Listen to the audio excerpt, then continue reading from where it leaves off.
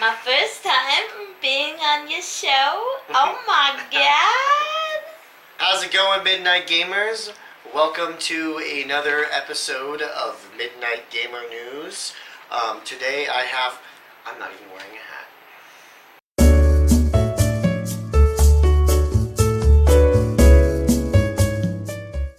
How's it going, guys? Welcome to another episode of Midnight Gamer News.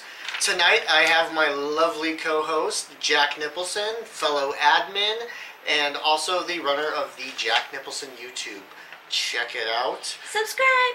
I guess we're just going to jump right into this, as usual, with our top contributors for this month. It's November. Late November now. You forgot what month it is? Shit.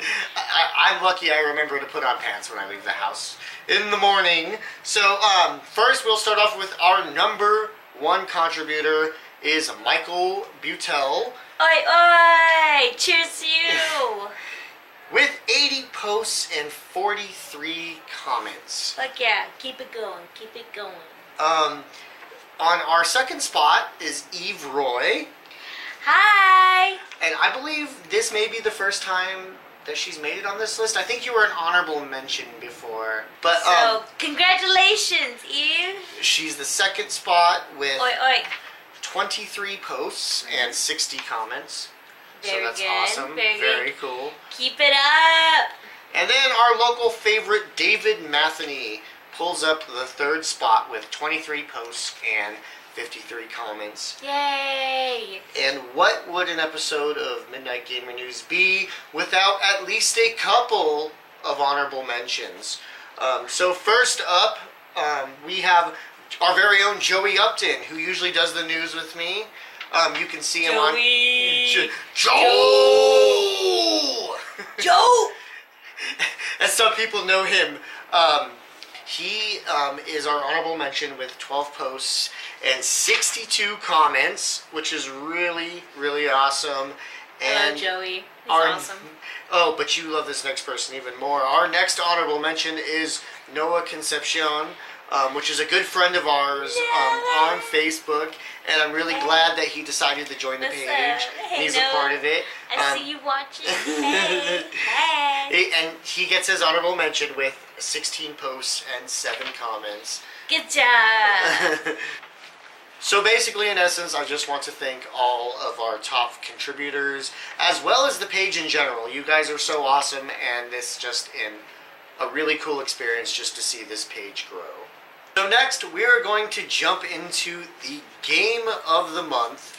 Our very own Dan DeMatteo had made a post pretty early this month of November as to what was your favorite racing game. I mean, what really impacted you? What was overall fun?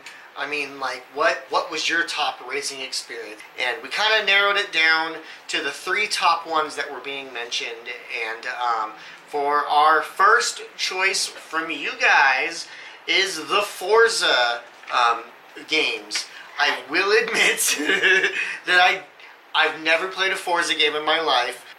It is kind of reminiscent of Gran Turismo, from what I understand. But the one that came up second, which I knew it would, everybody loves Mario Kart.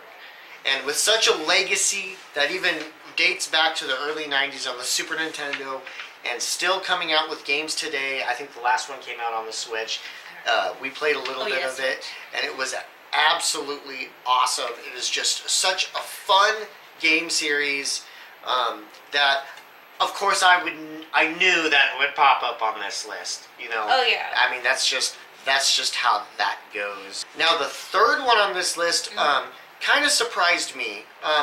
Not so much that it's not a good game. I just didn't realize how big it was, and how people had memories attached to this game, the same that Jack and I have. Jack has early memories of playing Jet Moto with her brother, and I, of course, remember having Jet Moto when I was a teenager, young kid, and I'm just really surprised to see it just pop up on this list the way that it did. So that is kind of cool.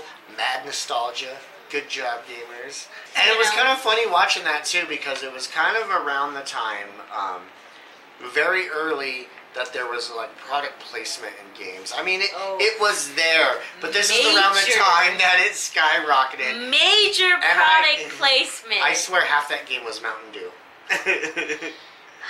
I can't remember. I can't remember every single but one. Yeah, but Mountain Dew is for sure. Right there. Okay.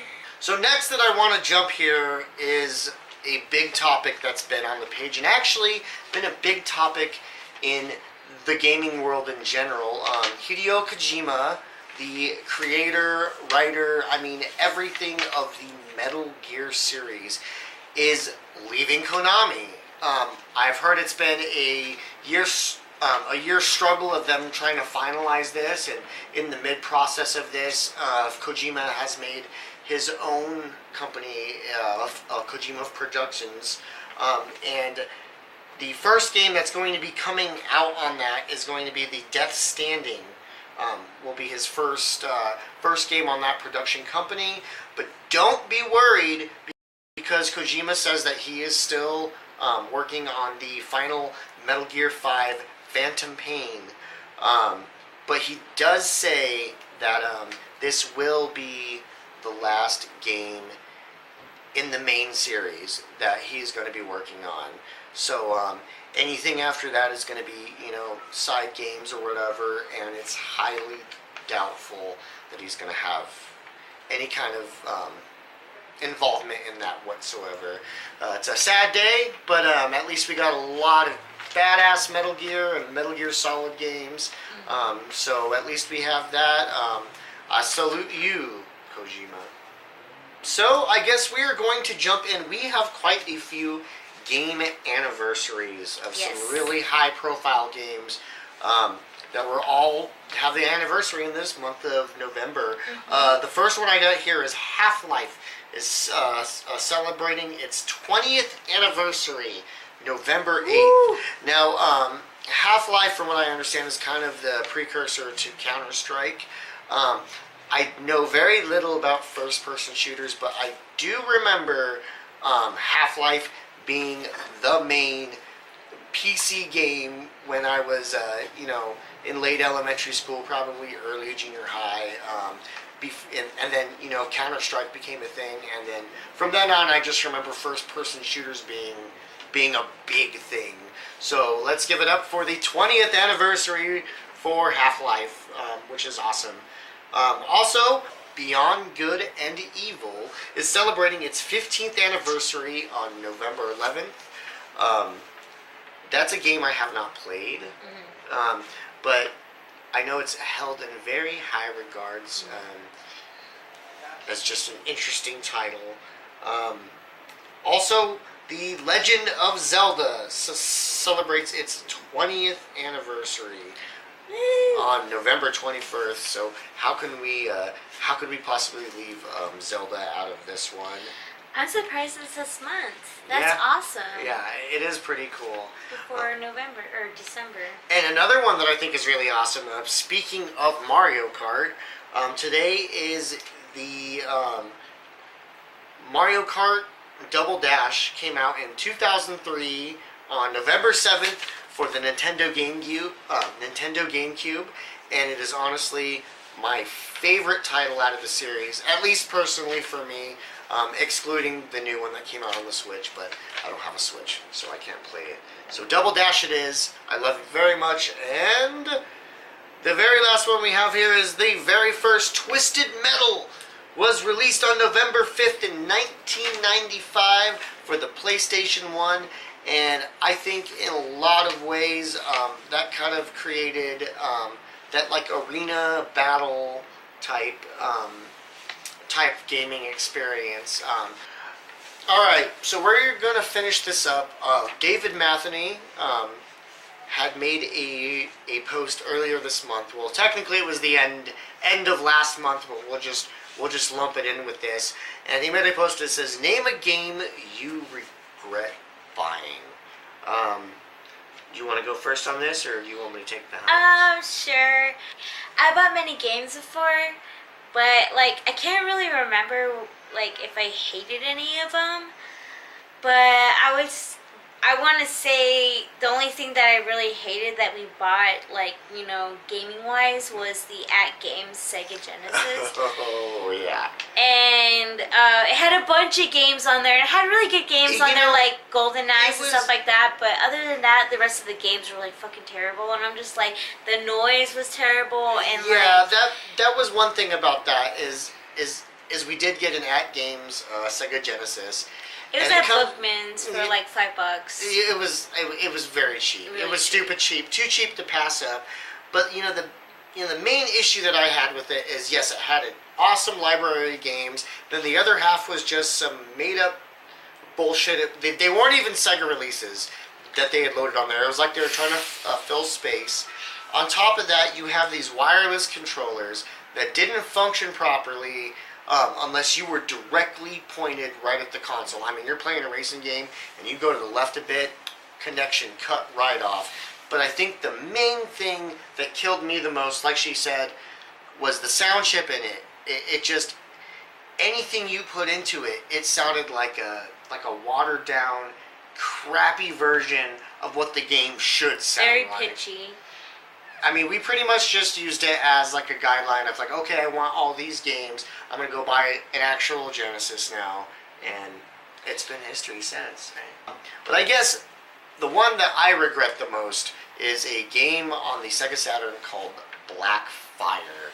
And it is literally the biggest piece of crap that I've ever played. So bad, in fact, that I don't even think that I got through even the first quarter of that game. It's a helicopter type army type game, but the controls are so out of whack that I couldn't figure out how to go up, forward, back. I mean, just basic controls. I think I spent a good 10 minutes just in a fucking wall, and then when I finally got up over the wall, I fucking blew up, and it was just a fucking horrible experience. And I don't understand, like, who let that go onto the market.